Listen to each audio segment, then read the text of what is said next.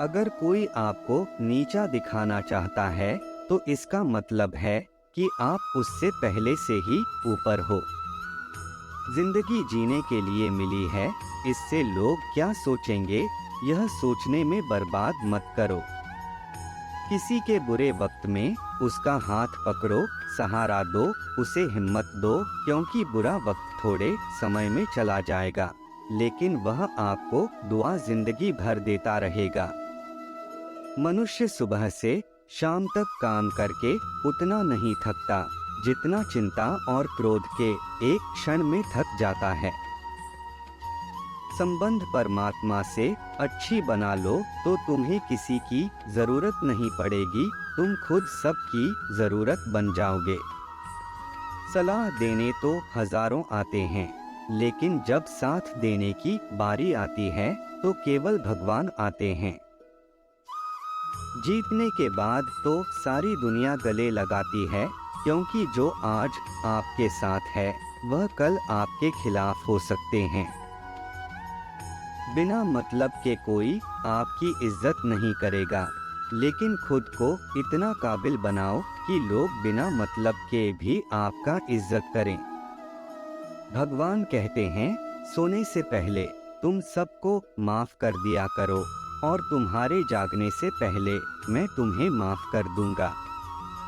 भगवान ऑक्सीजन की तरह है, जिन्हें आप देख नहीं सकते, लेकिन उसके बिना आप रह भी नहीं सकते। कोई और तुम्हारी मदद नहीं कर सकता, अपनी मदद स्वयं करो। आप खुद के सबसे अच्छे मित्र हैं और सबसे बड़े दुश्मन भी। इंसान तब समझदार नहीं होता जब वह बड़ी बातें करने लगे, बल्कि समझदार तब होता है जब वह छोटी छोटी बातों को समझने लगे। आप किस समय सही थे, इसे कोई याद नहीं रखता, लेकिन आप किस समय गलत थे, यह सब याद रखते हैं। सब दुख दूर होने के बाद ही मन प्रसन्न होगा, यह आपका भ्रम है। मन प्रसन्न रखो, सब दुख दूर हो जाएंगे, यह हकीकत है। किसी भी व्यक्ति की कोई भी बात बुरी लगे तो दो तरह से सोचे। यदि व्यक्ति महत्वपूर्ण है तो भूल जाओ, और बात महत्वपूर्ण है तो व्यक्ति को भूल जाओ। रिश्तों का संबंध सिर्फ रक्त से नहीं होता, जो मुसीबत में हाथ थाम ले उससे बड़ा कोई रिश्ता नहीं होता। भगवान कहते हैं, तुम सब कुछ मुझे सौंप दो, सारा दर्द परेशानी, और बिल्कुल हल्के हो जाओ। मुझे याद करो, धीरे धीरे तुम्हारा जीवन बदल जाएगा। हर रोज रात को सोने से पहले भगवान को दिनचर्या बताकर सोएं। यदि आपके द्वारा किसी का दिल दुखा है तो मन ही मन उससे माफी मांगे, या आपका किसी ने दिल दुखाया है तो उसे माफ करके सारी चिंताएं भगवान को सौंप कर सो जाएं। यकीन मानिए, इससे आपकी जिंदगी खुशनुमा बन जाएगी। क्रोध बोला हुआ एक शब्द इतना जहरीला हो सकता है कि आपकी हजार प्यारी बातों को एक मिनट में नष्ट कर सकता है। सबको हंसाना, लेकिन किसी पर भी हंसना मत। सबके दुख बांटना, लेकिन किसी को दुखी मत करना। सबकी राह में दीप जलाना, लेकिन किसी का दिल जलाना मत। यही जीवन की रीत है। जैसा बोओगे वैसा ही पाओगे। दुआएं और प्रार्थनाएं असंभव को भी संभव बना देती है। ईश्वर को ना हमारे तन की जरूरत है, ना तो धन की, उसको तो पवित्र मन की जरूरत है। इसलिए वह हमें कुछ भी छोड़ने के लिए नहीं कहता, बस कहता है, बच्चे मन के विकार छोड़ो, गंदे विचार छोड़ो। जो आने वाला है वह हमेशा गुजरे हुए कल से बेहतर होगा। यही एक सोच आपके जीवन में कभी निराशा नहीं होने देगी। झूठ कितना अजीब है, खुद बोलो तो अच्छा लगता है, दूसरे बोले तो गुस्सा आता है। खुशियाँ चाहे किसी के साथ भी बांट लो, पर गम हमेशा भरोसेमंद इंसान के साथ ही बांटना चाहिए। जीवन में समय चाहे जैसा हो, परिवार के साथ रहो तो सुख बढ़ जाता है, दुख हो तो बढ़ जाता है। सच्चा मित्र वही है जो उस समय में भी आपके साथ खड़ा हो जब सारी दुनिया आपके खिलाफ हो। आपके पास जितना भी है उसके लिए बार बार दिल से धन्यवाद हर वक्त कहे। यकीन मानिए जितना भी है वह जल्दी ही कई गुना हो जाएगा। प्रार्थनाएं और ध्यान इंसान के लिए बहुत जरूरी है, क्योंकि प्रार्थना में भगवान आपकी बात सुनते हैं और ध्यान में आप भगवान की बात सुनते हैं। श्री कृष्ण से कितना कुछ छूटा, पहले माँ छूटी, फिर पिता छूटे, फिर नंद किशोर मिले वह भी छूटे, संग साथी छूटे, राधा भी छूटी, गोकुल छूटा, फिर मथुरा।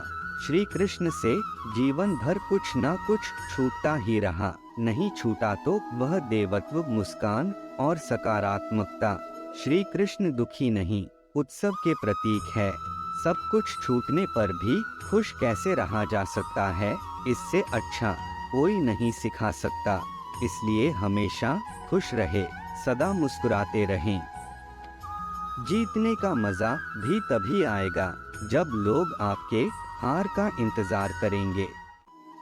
गीता में लिखा है, यदि कोई आपको अच्छा लगता है तो अच्छा वह नहीं, अच्छे आप हैं, क्योंकि उसमें अच्छाई देखने वाली नजर आपके पास है। अपनी पीड़ा के लिए संसार को दोष मत दो, अपने मन को समझाओ। तुम्हारे मन का परिवर्तन ही तुम्हारे दुखों का अंत है। सोच और नियत अच्छी रखिए, फिर आपके कष्ट प्रभु से दूर कर देंगे। याद रखना, भगवान से कभी उम्मीद छोड़ना नहीं और दुनिया वालों से कभी उम्मीद रखना नहीं। सुख दुख एक सिक्के के दो पहलू हैं।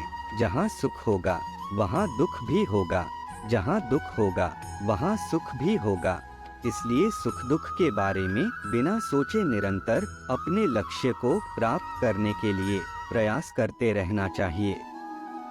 एक बात हमेशा याद रखना, किसी के सामने गिड़गिड़ाने से ना मोहब्बत मिलती है ना इज्जत। इसलिए अपने स्वाभिमान को जिंदा रखो। कोई अगर आपकी किस्मत में होगा तो आपके पास खुद ही चल कर आएगा। दूसरों को हराने का मौका मत दो, बस खुद को आगे ले जाने की जिद पालो। कभी ना हार मानने की आदत ही एक दिन जीतने की आदत बन जाती है। सिर्फ दो चीजें मनुष्य के भाग्य का निर्माण करती है। पहला स्वभाव, अगर आपके स्वभाव में अच्छाई, विनम्रता और गुण है तो आपका भाग्य चमकेगा।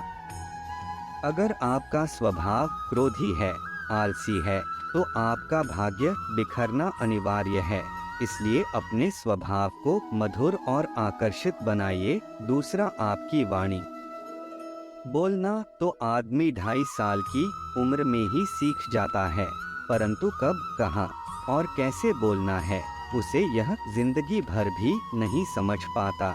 जिसे यह बोलना आ गया कि कब, कहाँ और कितना बोलना चाहिए, समझ लो उसे सफल होने के लिए कोई नहीं रोक सकता।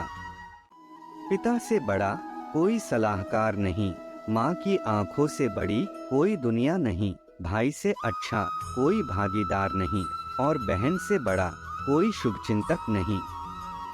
इस मतलबी दुनिया से कोई मतलब ना रखो, और मतलब रखना है तो अपने मतलब से मतलब रखो।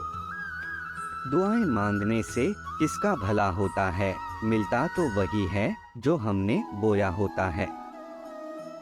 तुम नीचे गिर के देखो, कोई नहीं आएगा उठाने, जरा उड़कर तो देखो सब आएंगे गिराने। एक बात हमेशा याद रखना, अगर शराब की दुकान पर बैठकर दूध पियोगे तो तुम्हें शराबी का ही दर्जा मिलेगा, और किसी मंदिर में बैठकर पानी भी पियोगे तो तुम्हें एक संत का दर्जा दिया जाएगा। इसलिए आप किसके साथ उठते बैठते हो यह बहुत मायने रखता है। दोस्तों, आशा करता हूँ कि आपने इस वीडियो से बहुत सारी सीख ली होगी। फिर मिलते हैं दोस्तों। वीडियो कैसा लगा जरूर लाइक, कमेंट, शेयर और सब्सक्राइब करना ना भूले। धन्यवाद।